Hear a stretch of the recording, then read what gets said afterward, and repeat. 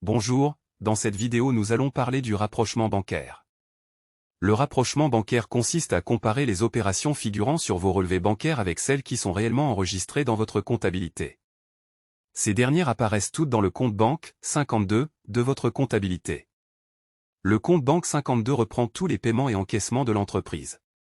Toutefois, les colonnes débit et crédit sont inversées par rapport à votre relevé bancaire. À ce titre, il convient de rester vigilant.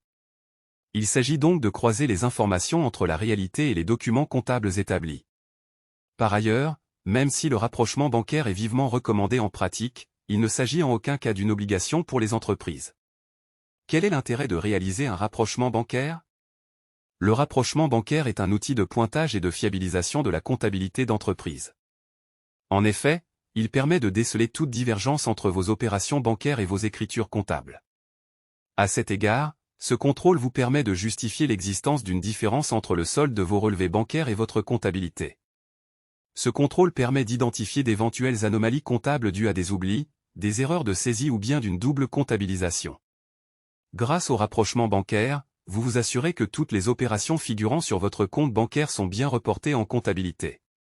C'est ce qui permet ensuite d'établir ou d'analyser le bilan comptable et le compte de résultat.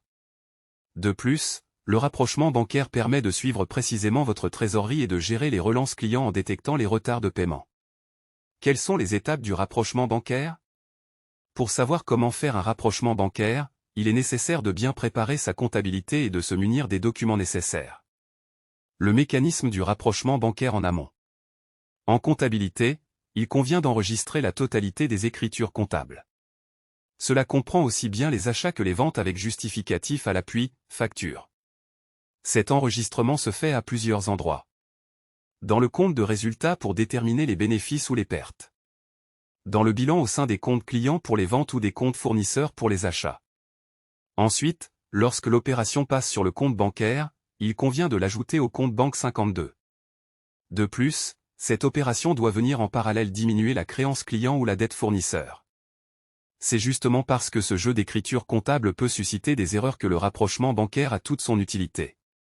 Pour faire un rapprochement bancaire, vous avez besoin des relevés de compte de la période contrôlée, des extraits du compte banque 52, du dernier rapprochement bancaire le cas échéant, des justificatifs des opérations passées sur le compte bancaire, remise de chèques, d'espèces, etc. Si vous avez aimé la vidéo, abonnez-vous.